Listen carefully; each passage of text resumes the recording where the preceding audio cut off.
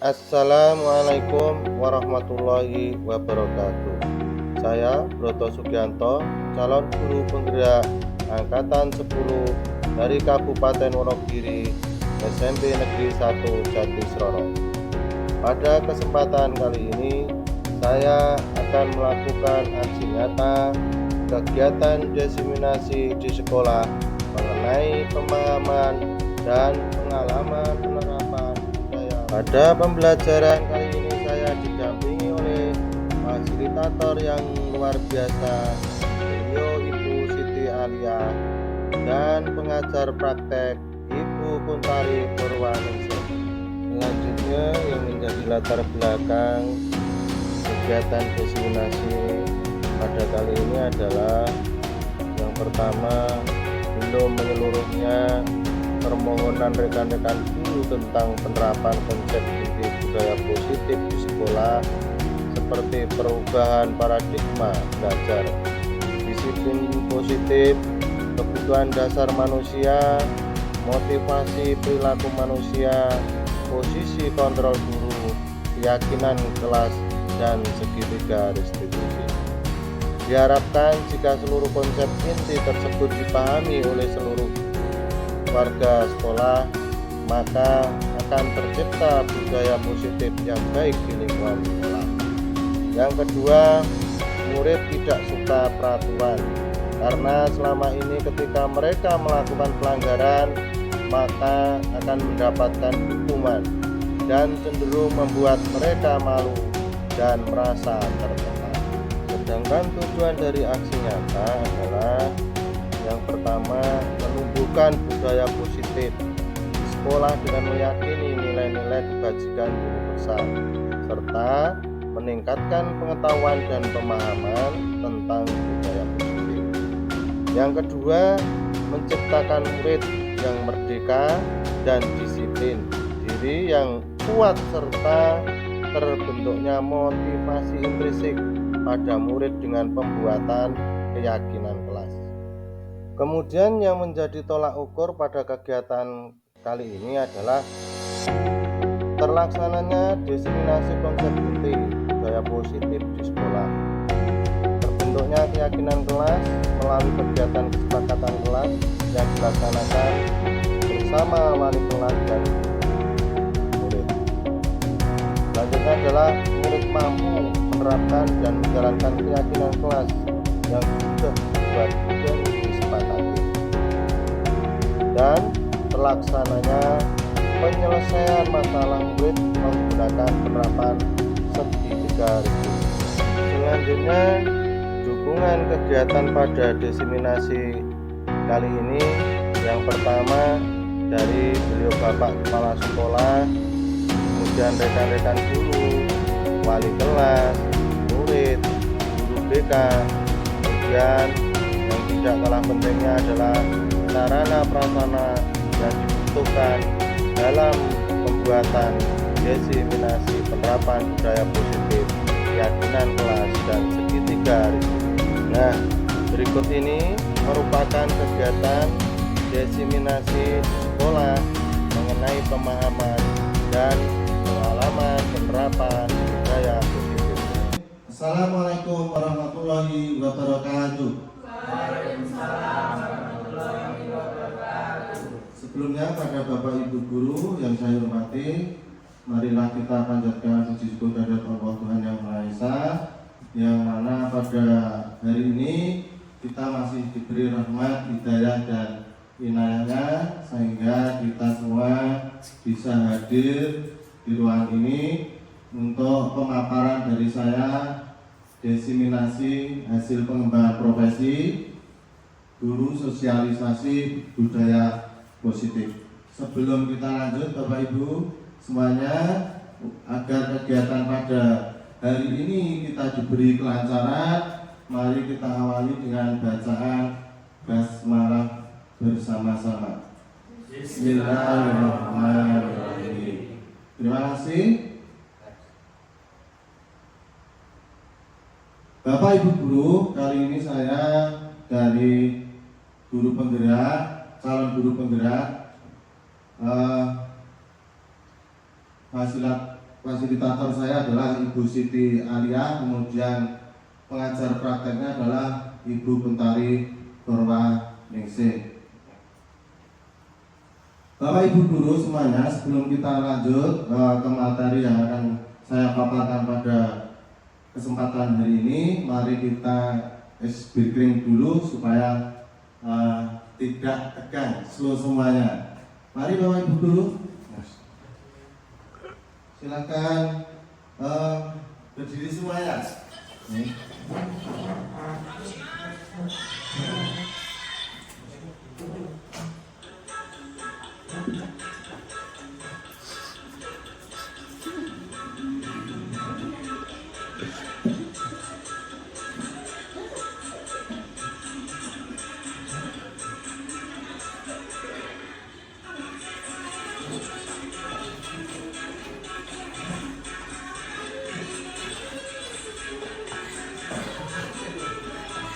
Sambil senyum tidak apa-apa.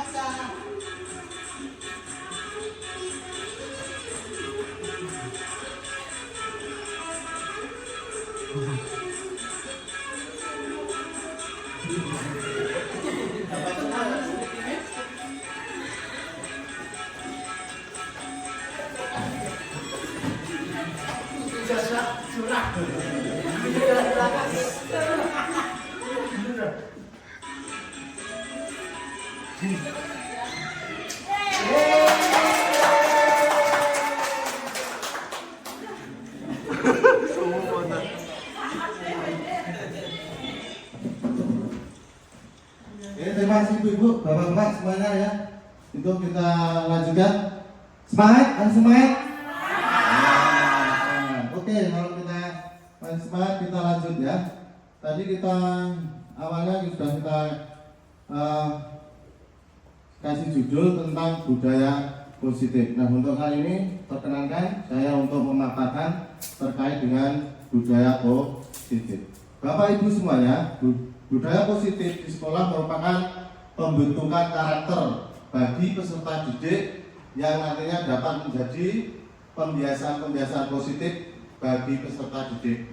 Contoh dari budaya positif yang ada di sekolah adalah senyum, sapa, salam, kemudian membuang sampah di tempatnya, kemudian berdoa ketika memulai maupun mengakhiri daripada pelajaran atau melakukan kegiatan-kegiatan aktivitas yang lain. Kemudian ada namanya toleransi, kemudian bertanggung jawab, menjaga kelestarian lingkungan sekolah, sopan santun, disiplin terhadap peraturan dan tata tertib. Nah, itu Bapak Ibu di sekolah mungkin sudah kita laksanakan terkait dengan pembiasaan positif itu ya, termasuk pada Jumat bersih dan sebagainya. Kemudian ada kegiatan-kegiatan lain yang terkait dengan kegiatan-kegiatan yang positif yang kita lakukan di sekolah. Selanjutnya Bapak Ibu, perubahan paradigma stimulus respon. Jika kita mau melakukan perubahan yang positif, maka mulailah dari diri sendiri. Karena apa? Kita khususnya seorang pendidik harus menjadi namanya teladan bagi peserta didik kita. Nah, pendidik harus dapat menciptakan suasana kelas yang nyaman, kondusif, indah, bersih dan menyenangkan, sehingga peserta didik merasa nyaman untuk melakukan pelajaran atau pembelajaran serta dapat mengembangkan potensi sesuai bakat dan minatnya. Bapak Ibu, kalau kita mengingat dari filosofis Ki Hajar Dewantara ya, yang Nadya Mangunkarso, Tutur Handayani itu bahwa seorang guru harus memberi contoh atau suri teladan kepada anak didiknya, sehingga apa yang kita lakukan pasti akan dicontoh oleh siswa atau peserta didik. Walaupun penuh dengan godaan, kalau kita memegang teguh apa yang menjadi keyakinan kita, akan kita tetap dipertahankan. Demikian juga budaya positif akan bisa dilakukan kalau seorang guru bisa konsisten memberikan contoh positif kepada murid dan lingkungan sekolah. Nah, bisa kita tarik kesimpulan ya. Tadi sudah saya sampaikan bahwasanya kita menjadi seorang pendidik, kita harus menjadi suri teladan yang baik. Kita harus bisa menyertakan di dalam kelas yang nyaman, kondusif, sehingga anak-anak akan termotivasi untuk belajar yang lebih baik. Selanjutnya adalah disiplin positif. Bapak Ibu, terkait dengan disiplin positif adalah merupakan unsur utama dalam terwujudnya budaya positif yang kita cita-citakan di sekolah kita. Disiplin positif merupakan pendekatan mendidik anak untuk mengontrol diri dan membutuhkan kepercayaan diri. Sebelum pelajari modul yang saya pelajari 1.4, itu saya beranggapan bahwa disiplin itu sangat erat hubungannya dengan tata tertib atau peraturan dan hukuman. Padahal itu sungguh berbeda ya. Jadi sebelum saya pelajari modul itu saya masih menganggap bahwa disiplin itu hubungannya dengan tata tertib atau peraturan dan hukuman. Karena belajar tentang disiplin positif tidak harus dengan memberi hukuman. Justru itu adalah salah satu alternatif terakhir, dan kalau perlu tidak digunakan sama sekali. Bapak Ibu, terkait dengan kedisiplinan itu seharusnya seyogyanya itu tidak memerlukan namanya hukuman. Tapi kalau memang itu masih dipakai, diperkenankan ya itu. Nah, yang selanjutnya adalah kita cenderung menghubungkan kata disiplin dengan ketidaknyamanan. Bapak Ibu, ketika siswa itu melihat tata tertib sekolah, kemudian pasti dia mengasumsikan kalau melanggar tata tertib pasti saya akan dihukum. Nah ini menimbulkan ketidaknyamanan bagi peserta didik yang ada di sekolah. Nah, teori kontrol yang pertama adalah ilusi guru mengontrol murid. Pada dasarnya kita tidak dapat memaksa murid untuk berbuat sesuatu jikalau murid tersebut tidak melakukannya. Walaupun tampaknya guru sedang mengontrol perilaku murid, hal demikian terjadi karena murid sedang mengizinkan dirinya dikontrol. Saat itu bentuk kontrol guru menjadi kebutuhan dasar yang dipilih murid tersebut. Teori kontrol menyatakan bahwa semua perilaku memiliki tujuan, bahkan terhadap perilaku yang tidak disukai. Kemudian yang kedua adalah penguatan positif atau bujukan adalah bentuk-bentuk kontrol. Segala usaha untuk mempengaruhi murid agar mulai suatu perilaku tertentu adalah suatu usaha untuk mengontrol murid tersebut dalam jangka waktu tertentu. Kemungkinan murid tersebut akan menyadari dan mencoba untuk menolak bujukan kita, atau bisa jadi murid tersebut menjadi tergantung pada pendapat sang guru untuk berusaha. Kemudian yang selanjutnya, ilusi yang ketiga adalah bahwa kritik dan membuat orang merasa bersalah dapat menguatkan karakter, menggunakan kritik dan rasa bersalah untuk mengontrol murid menuju pada identitas gagal. Mereka belajar untuk merasa buruk tentang diri mereka. Mereka mengembangkan dialog diri yang negatif. Kadangkala sulit bagi guru untuk mengidentifikasi bahwa mereka sedang melakukan perilaku ini. Karena seringkali guru cukup menggunakan suara halus untuk menyampaikan pesan negatif. Kemudian ilusi yang keempat adalah ilusi bahwa orang dewasa memiliki hak untuk memaksa. Banyak orang dewasa yang percaya bahwa mereka memiliki tanggung jawab untuk membuat murid-murid membuat hal-hal tertentu. Apapun yang dilakukan dapat diterima selama ada sebuah kemajuan berdasarkan sebuah pengukuran kinerja. Pada saat itu pula orang dewasa akan menyadari bahwa perilaku memaksa tidak akan efektif untuk jangka waktu panjang dan sebuah hubungan permusuhan akan terbentuk. Nah, itu Bapak Ibu terkait dengan teori kontrol dan ilusi. Ya, ada pertama 1, 2, 3, 4. Bapak Ibu, bagaimana seseorang bisa berubah dari paradigma stimulus respon kepada pendekatan teori kontrol? Ya. Nah, ini menurut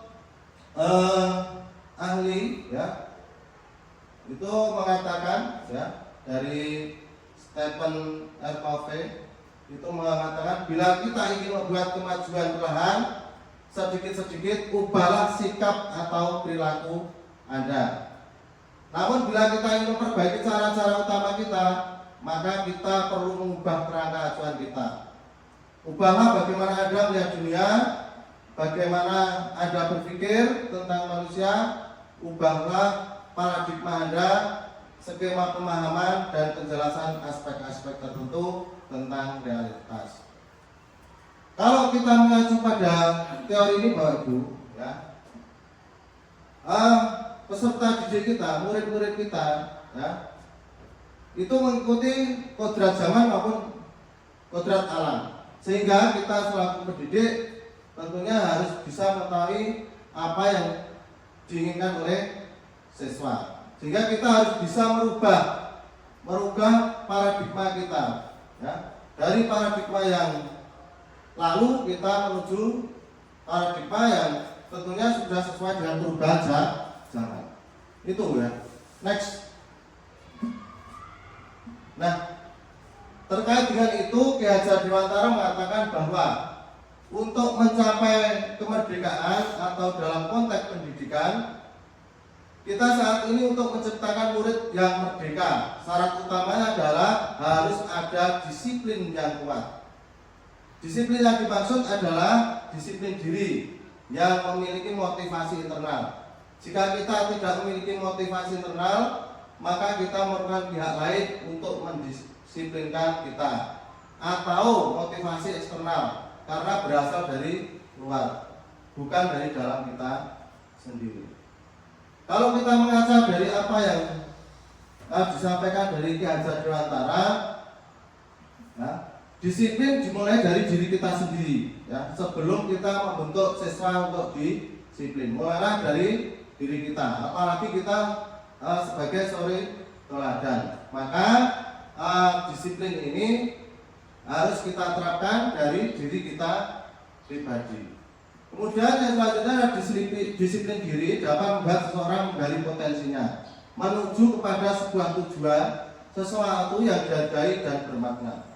Dengan kata lain, disiplin diri mempelajari bagaimana cara kita mengontrol diri dan bagaimana menguasai diri untuk memilih tindakan yang mengacu pada nilai-nilai yang kita hargai.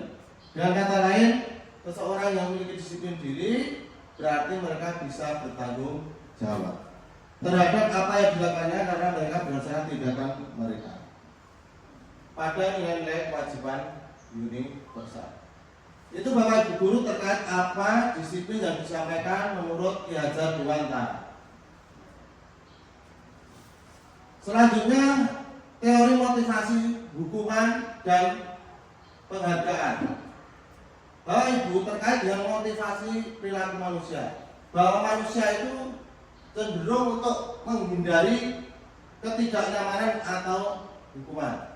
Jadi saya sudah sampaikan di atas bahwasanya siswa itu pengen menghindari rasa ketidaknyamanan atau hukuman. Ya, itu. Yang kedua, untuk mendapatkan imbalan atau penghargaan dari orang lain. Nah, bentuk imbalan atau penghargaan dari orang lain ini bermacam-macam, ya. Itu. Kemudian untuk menjadi orang yang merdeka, mereka inginkan dan menghargai diri sendiri dengan nilai-nilai yang mereka percaya. Selanjutnya adalah teori motivasi, hukuman dan penghargaan restitusi. Ya. Dalam menjalankan peraturan atau keyakinan kelas, bila mana ada sesuatu pelanggaran, tentunya sesuatu harus terjadi. Untuk itu kita perlu meninjau ulang tindakan penegakan peraturan atau keyakinan sekolah kita selama ini. Tindakan terhadap suatu pelanggaran pada umumnya berbentuk hukuman atau konsekuensi. Dalam hal ini, modul yang saya pelajari ini akan diperkenalkan dengan program disiplin positif yang dinamakan adalah restitusi. Nah, apa yang dimaksud dengan restitusi? Restitusi adalah proses menciptakan kondisi bagi murid untuk memperbaiki kesalahan, sehingga mereka bisa kembali pada kelompok mereka dengan karakter yang lebih kuat. Sehingga diharapkan dengan restitusi ini, anak-anak yang mempunyai permasalahan bisa dientaskan dengan tidak menimbulkan permasalahan di belakang hari. Hukuman bersifat satu arah. Kenapa satu arah? Hukuman biasanya datangnya adalah dari pihak guru yang memberikan, dan murid hanya menerima suatu hukuman tanpa melalui suatu kesepakatan. Jadi ada namanya seorang guru itu menjadi penghukum karena tidak melalui pertanyaan dulu. Contoh, ketika anak terlambat sekolah langsung disuruh push up 10 kali. Nah, ini seorang guru berarti menjadi penghukum. Karena apa? Tidak ditelusuri kenapa dia terlambat sekolah. Ya. Sehingga peserta didik tahu-tahu harus tidak tanpa kesepakatan harus melakukan apa yang menjadi hukuman karena terlambat sekolah. Nah, ini hukuman yang diberikan bisa berupa fisik maupun psikis.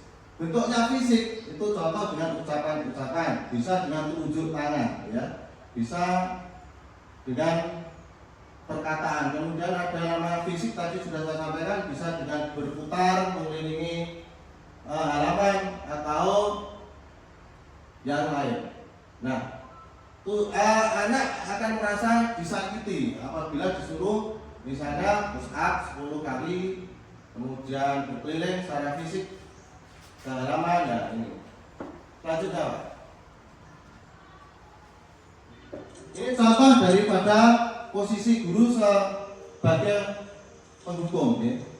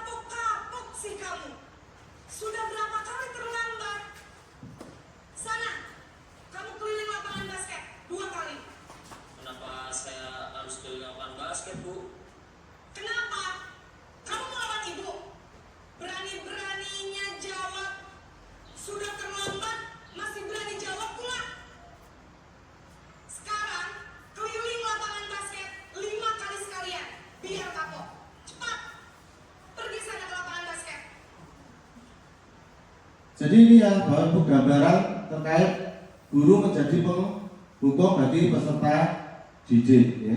Jadi ketika anak terlambat sekolah atau datang ke sekolah, maka yang pertama dilakukan oleh guru tersebut adalah memberikan hukuman kepada siswa. Jadi siswa tidak diberi kesempatan untuk menguraikan kenapa dia terlambat, sehingga langsung seorang guru menjadi penghukum menyuruh anak peserta didiknya untuk memutari lapangan basket. Ini adalah bentuk penghukum.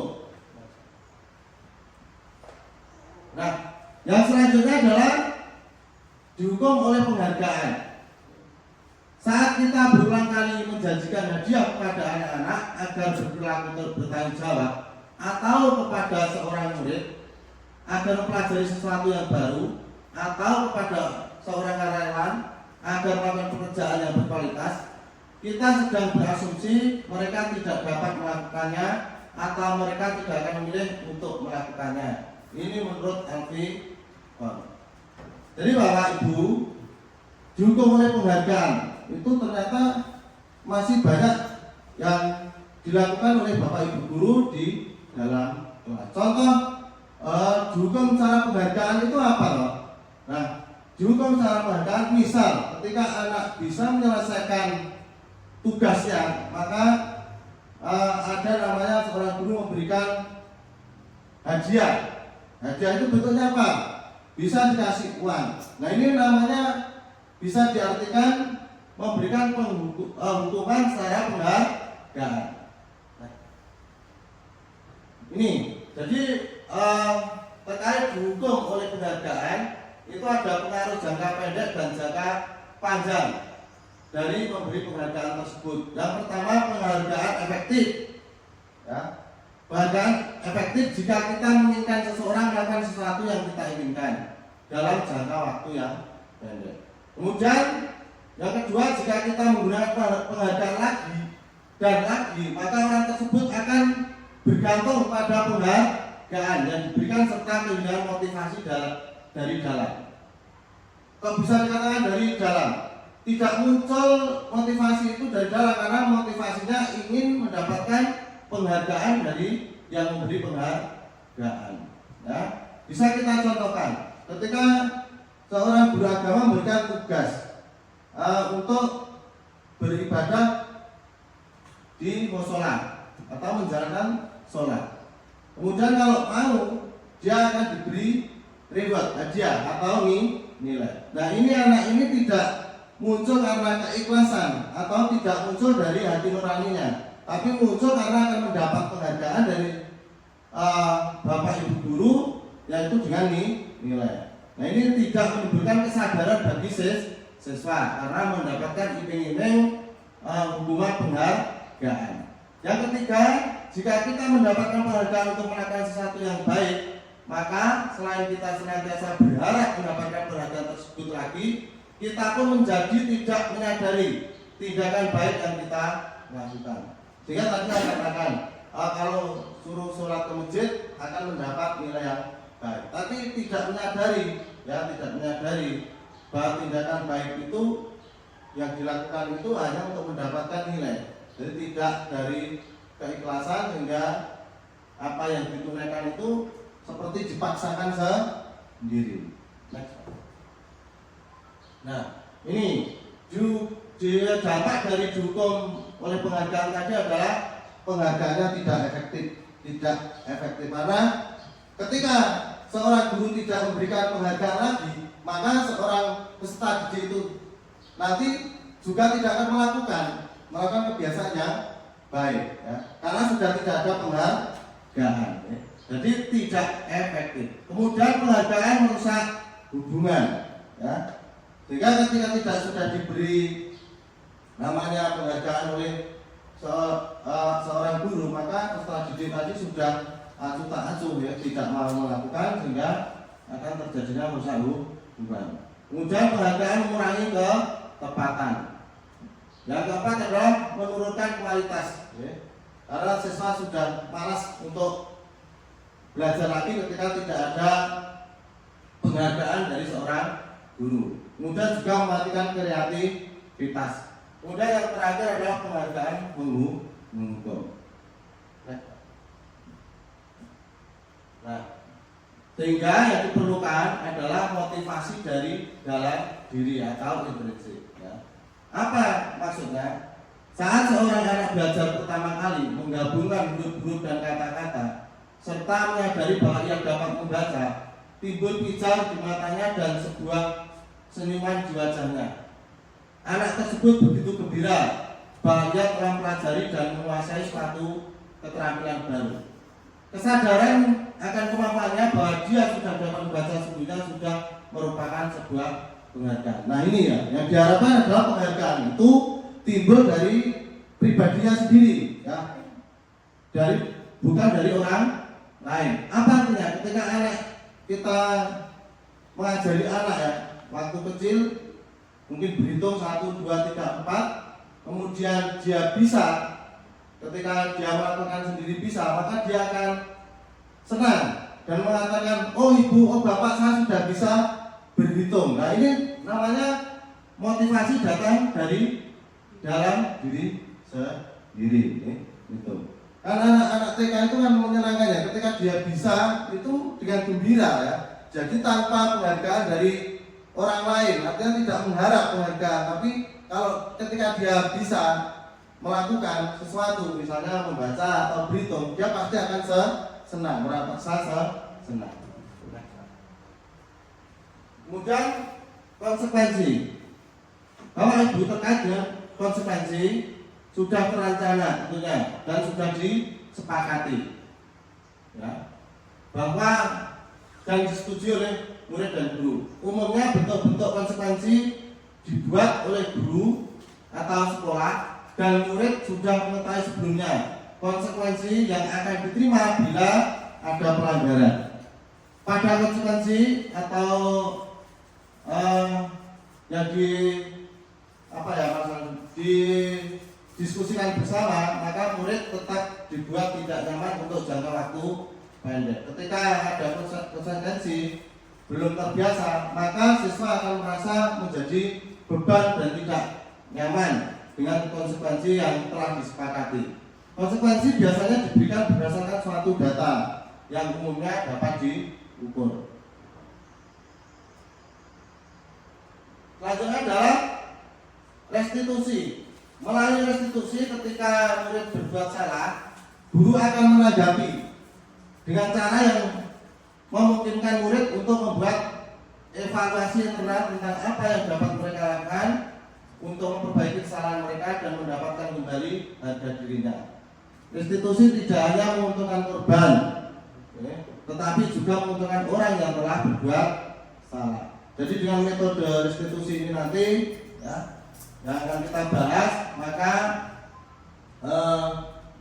siswa juga diuntungkan, Bapak Ibu guru yang melalui metode restitusi ini juga akan diuntungkan. Nah, ini Bapak Ibu guru, ciri-ciri restitusi yang membedakannya dengan program disiplin lainnya adalah yang pertama, restitusi bukan untuk menebus kesalahan, namun untuk belajar dari kesalahan.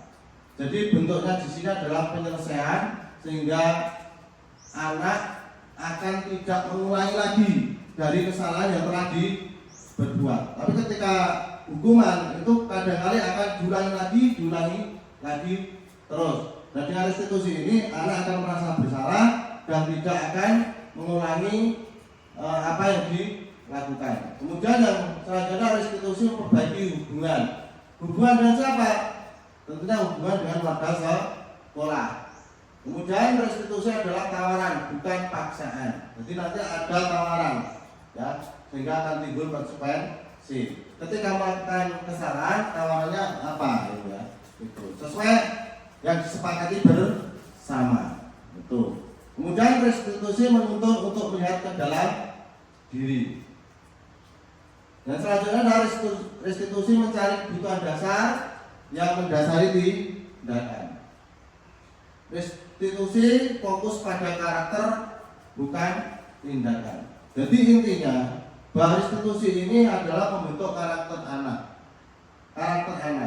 sehingga yang perilaku yang sebelumnya mungkin bisa berubah dengan cara kita menggunakan metode restitusi. Restitusi menguatkan restitusi fokus pada solusi, jadi memecahkan masalah yang dihadapi oleh siswa. Ketika anak mempunyai masalah tadi terlambat misalnya ya, seorang guru mungkin mengukur, tapi dengan metode restitusi ini akan dicari permasalahannya. Kenapa anak terlambat? Ya, karena mungkin saja anak masih membantu orang tuanya di rumah sehingga menimbulkan keterlambatan. Nah ini nanti akan dicari permasalahannya, akar masalahnya, sehingga anak tidak akan mengulangi kembali datang sekolah dan terlambat ya, tanpa paksaan, sehingga anak menyadari dengan sendirinya.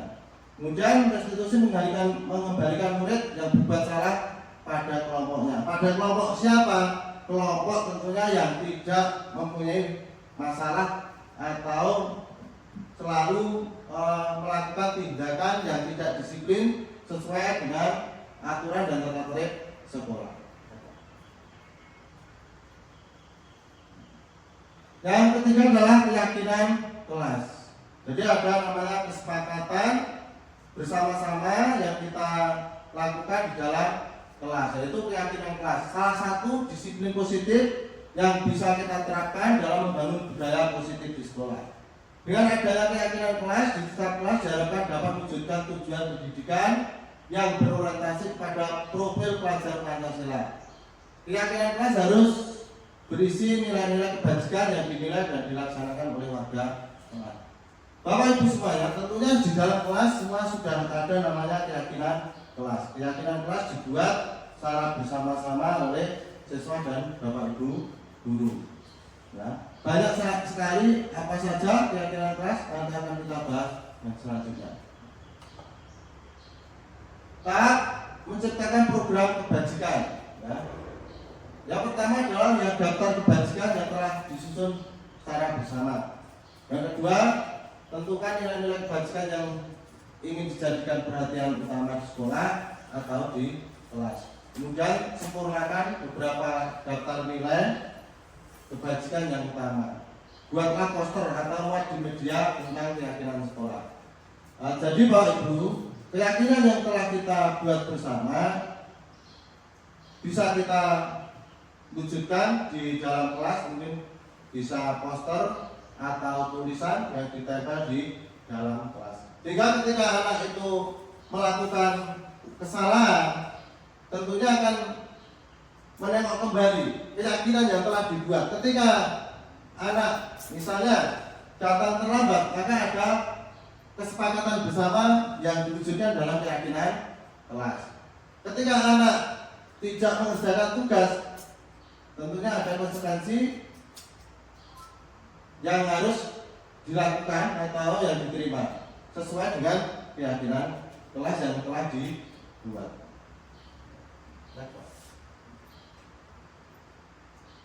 Nah ini terkait pembentukan keyakinan sekolah atau kelas. Yang pertama, keyakinan kelas bersifat lebih abstrak daripada peraturan yang lebih rinci dan konkret. Ya. Yang kedua adalah keyakinan kelas berupa pernyataan-pernyataan universal. Yang ketiga, pernyataan keyakinan kelas senantiasa dibuat dalam bentuk positif. Ya. Yang selanjutnya adalah keyakinan kelas hendaknya tidak terlalu banyak, sehingga mudah diingat dan dipahami oleh semua warga kelas, yaitu peserta didik. Yang selanjutnya adalah keyakinan kelas baiknya sesuatu yang dapat diterapkan di lingkungan tersebut. Selanjutnya adalah semua warga kelas hendaknya ikut berkontribusi dalam pembuatan keyakinan kelas lewat kegiatan curah pendapat. Tadi sudah saya sampaikan bahwa untuk membuat keyakinan kelas itu melibatkan semua atau berdiskusi secara bersama. Kemudian bersedia meninjau kembali keyakinan kelas dari waktu ke waktu. Sesuai tidak apabila ada kesalahan atau permasalahan yang timbul kemudian di keyakinan kelas itu tidak ada tercantum, belum tercantum, maka kita tinjau kembali keyakinan kelas itu sudah sesuai atau belum. Kalau belum sesuai berarti kita tambahkan lagi untuk kita bentuk menjadi keyakinan kelas atau sekolah. Nah ini, jadi proses membuat keyakinan kelas ya. Nah kita melibatkan siswa semua membuat pendapatnya, kemudian nanti kita ambil kesimpulan mana yang harus kita gunakan di keyakinan kelas. Kalau sudah jadi dari beberapa diskusi tadi dari anak-anak yang diskusi, maka akan kita rumuskan, kemudian kita sepakati bersama menjadi keyakinan kelas atau kesepakatan kelas dari hasil diskusi beberapa anak, sehingga akan terwujud keyakinan kelas atau kesepakatan kelas yang nantinya akan menjadi pedoman anak-anak di dalam kelas untuk bertindak. Kemudian adalah kebutuhan dasar manusia. Seluruh tindakan manusia memiliki tujuan tertentu. Semua yang dilakukan adalah usaha terbaik kita untuk mendapatkan apa yang kita inginkan.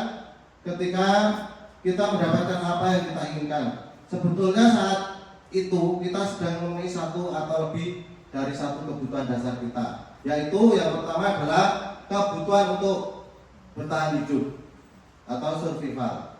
Yang kedua adalah kasih sayang dan rasa diterima. Yang ketiga adalah kebebasan. Yang keempat adalah kesenangan. Kemudian yang keempat, yang selanjutnya adalah penguasaan.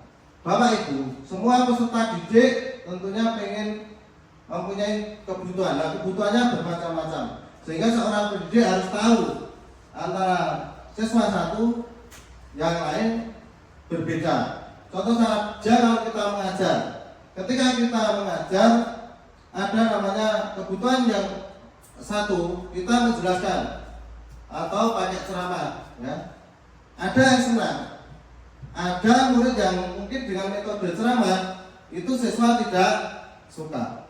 Maka kita harus memenuhi kebutuhan siswa. Dengan apa? Dengan menggunakan metode pembelajaran tentunya. Metode pembelajaran yang diinginkan sesuai kebutuhan siswa. Misalnya pakai media. Medianya apa untuk memenuhi kebutuhan siswa? Ya. Kalau anak-anak yang senang membaca, kita arahkan ke perpus untuk literasi. Kemudian anak-anak yang sukanya menonton, berarti kita menggunakan alat LCD, kemudian kita memakai YouTube dan sebagainya. Kemudian kasih sayang dan rasa diterima. Nah, kalau dulu mungkin ada namanya siswa atau peserta didik itu, kalau waktu saya itu namanya dicireni, ya, dibedak-bedak nih.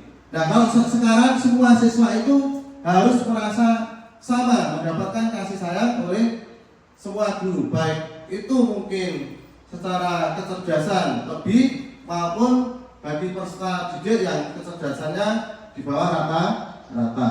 Betul. Kemudian siswa harus diberi kebebasan untuk berekspresi dan berkreativitas. Tuh. Kemudian kesenangan. Tadi saya sampaikan bahwa kesenangan antara siswa satu dengan yang lain berbeda-beda cara mendapatkan kita pembelajarannya. Tuh ya. Jadi ketika seorang murid melakukan sesuatu perbuatan yang bertentangan dengan nilai-nilai kebajikan atau melanggar peraturan, hal itu sebenarnya karena mereka gagal memenuhi kebutuhan dasar. Nah ini, jadi kita seorang peserta, seorang guru harus peka terhadap anak didik kita. Kemudian yang kelima adalah posisi kontrol.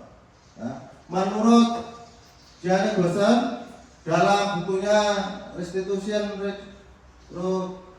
Turing School Discipline mengembangkan bahwa guru perlu meninjau kembali penerapan disiplin di dalam ruang-ruang kelas mereka selama ini. Apakah telah efektif? Apakah berpusat, memerdekakan, dan memandirikan murid? Bagaimana dan mengapa? Nah, ini menjadi pertanyaan kita ketika kita di dalam kelas, ya, di kelas, ya. Apakah kita sudah memerdekakan murid? Artinya apa? Memberi kebebasan pada siswa untuk mengembangkan pendapat, ya. Kemudian berpusat pada siswa. Apakah kita sudah memberikan kebebasan untuk pembelajaran berpusat pada peserta didik? Kita tinjau lagi kepada diri kita. Ya. Kalau menurut filosofi Ki Hajar Dewantara, pembelajaran itu seyogyanya, sebaiknya harus berpusat pada peserta didik. Jadi kalau zaman dulu itu berpusat pada guru, kalau sekarang berpusat pada peserta didik. Guru ceramah, peserta didik mendengarkan. Sekarang kebalikannya. Jadi peserta didik itu bukan objek, tapi subjek. Peserta didik mengenai pendapat, Bapak Ibu guru mendengarkannya. Yang selanjutnya adalah teori kontrol dari William Glasser. Berkesimpulan ada 5 posisi kontrol yang diterapkan seorang guru, orang tua ataupun atasan dalam melakukan kontrol. Kelima posisi kontrol tersebut adalah penghukum, pembuat rasa bersalah, teman, pemantau, dan coach atau manager. Ya. Nah ini Ibu, jadi ada 5 ya. Jadi penghukum tadi sudah kita pelajari di depan ya. Jadi seorang guru bisa menjadi penghukum, kemudian bisa membuat merasa bersalah, kemudian bisa menjadi teman, kemudian yang keempat bisa menjadi pemantau, yang terakhir bisa menjadi manajer. Nah ini Bapak Ibu contoh daripada 5 posisi kontrol.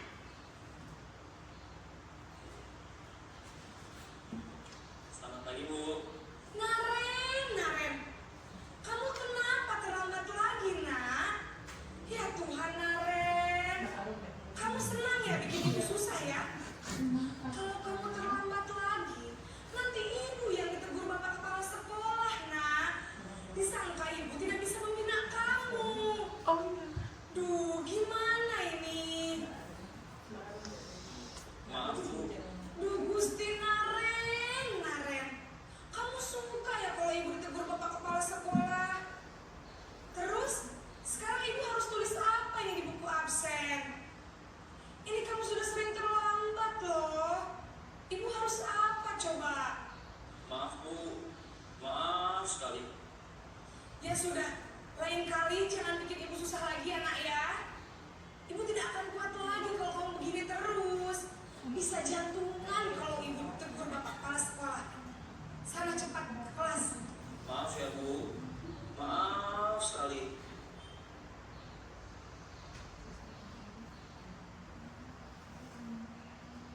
Jadi ini ya Bapak Ibu, jadi yang video yang kedua ini menggambarkan anak terlambat sekolah tanpa hukuman, tapi anak nanti diberi rasa untuk tidak mengulangi kembali. Yang selanjutnya adalah segitiga restitusi. Restitusi adalah proses menciptakan kondisi bagi murid untuk memperbaiki kesalahan mereka, sehingga bisa kembali pada kelompok mereka dengan karakter yang lebih kuat. Sedangkan segitiga restitusi adalah sebuah tahapan untuk memudahkan para guru dan orang tua dalam melakukan proses untuk menyiapkan anaknya untuk melakukan restitusi. Ya, betul. Kemudian langkah-langkah dari restitusi itu apa saja? Yang pertama adalah menstabilkan identitas. Jadi kita semua akan melakukan hal yang terbaik yang bisa kita lakukan. Kemudian yang kedua adalah validasi tindakan yang salah. Semua perilaku memiliki alasan. Ya. Jadi misalnya tadi, kenapa terlambat sekolah? Datang sekolah pasti punya alasan. Ya. Jadi kita akan divalidasi dulu. Ya. Dicari akar masalahnya.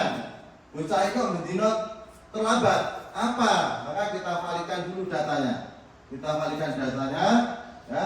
Yang kemudian yang ketiga, kalau sudah divalidkan, maka kita kembalikan keyakinan yang tadi sudah kita buat bersama. Ketika anak terlambat sekolah, keyakinan kelasnya tadi apa? Sudah diingat-ingat, ya, diingat kembali. Ya. Ketika anak melakukan pelanggaran yang tidak sesuai dengan apa menjadi tata tertib sekolah, maka kita kembalikan ke keyakinan kelas. Ditanyakan bagaimana tentang keyakinan kelas yang telah kita sepakati bersama. Bapak Ibu guru, ini adalah terkaitannya segitiga restitusi. Kenapa kamu tidak mengusulkan tugas? Tapi ada mengandung Pak, soalnya melanggar protokol sampai jam 12 malam.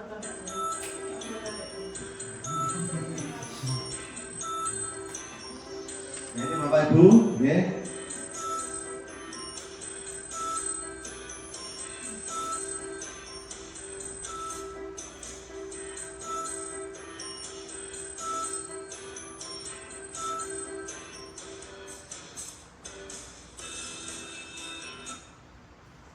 Selamat pagi Pak. Selamat pagi, ya. Silakan dulu. Oke. Kamu tahu nggak kamu dipanggil Pak untuk kesini kenapa? Mungkin berkaitan dengan tugas Pak. Kemarin kamu masuk kan? Iya Pak, masuk tetapi saya tidak menggunakan tugas. Dengan semua orang pasti pernah melakukan kesalahan. Pak Broto pun juga sama. Namun setiap kesalahan pasti ada alasannya. Kira-kira apa alasanmu? Kenapa kamu tidak mengusulkan tugas? Kami akan mengambil Pak, soalnya melanggar protokol sampai jam 12 malam. Aku ingat saat pelajaran mengatur. Mengantuk, kamu masih ingat keyakinan kelas kita? Masuk Pak. Kalau kamu masih ingat apa yang kamu lakukan itu sudah sesuai dengan keyakinan kelas kita belum? Belum Pak. Nah, kalau belum, keyakinan apa yang tidak sesuai dengan perbuatanmu itu? Selalu bertanggung jawab Pak. Nah, berarti kamu sudah tahu itu tidak sesuai dengan keyakinan kelas kita. Kira-kira apa solusi yang kamu tawarkan untuk memperbaiki kesalahanmu? Ya Pak, pertama saya mohon maaf karena tidak menunjukkan tugas. Kedua, saya tidak akan tertidur terlalu malam lagi. Dan yang ketiga, saya akan mengerjakan tugas dari Pak Broto dan akan saya tunjukkan besok pagi. Baik, saya apresiasi atas tanggung jawabmu. Nah, lakukan dengan baik, Mel. Terus ini kamu boleh kembali istirahat. Terima kasih Pak Broto. Permisi. Jadi ini anak yang tidak mengerjakan tugas ya, Bu. Ini yang kedua, kasus yang kedua.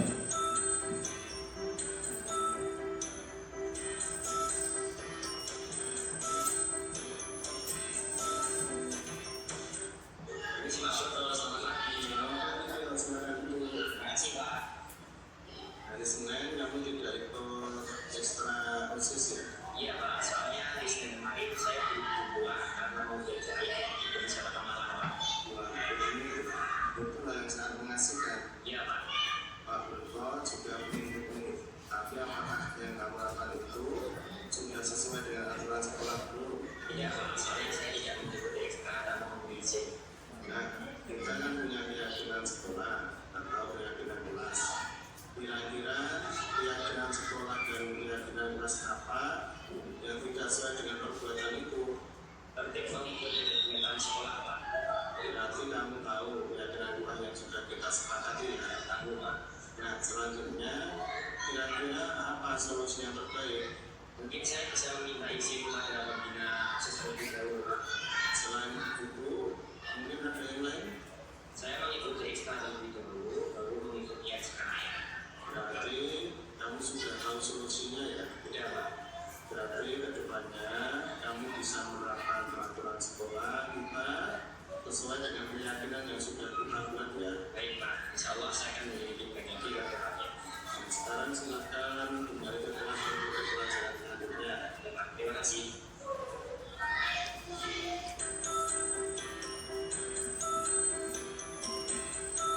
Assalamualaikum warahmatullahi wabarakatuh. Perkenalkan, nama saya Dewi dari SMP Negeri 1 Jatisono. Saya akan memberikan testimoni terkait segitiga restitusi yang dilakukan oleh Pak Broto. Saya setuju karena jika anak langsung dihukum akan menimbulkan rasa tertekan dan tidak mau sekolah. Dengan cara ini kita diberikan kesempatan untuk memperbaiki kesalahan diri kita sendiri. Sekian dari saya. Wassalamualaikum warahmatullahi wabarakatuh. Assalamualaikum warahmatullahi wabarakatuh. Perkenalkan, nama saya Tio Tugas Andika dari SMP Negeri 1 Jatisono akan memberikan testimoni terkait segitiga restitusi yang telah dilakukan oleh Pak Broto. Saya setuju karena jika siswa langsung diberi hukuman secara langsung akan membuat siswa menjadi trauma dan malu. Dengan cara ini, Siswa akan memperbaiki kesalahan yang telah diperbuatnya dan juga tidak akan mengulangi perbuatan yang sama. Sekian dari saya. Wassalamualaikum warahmatullahi wabarakatuh.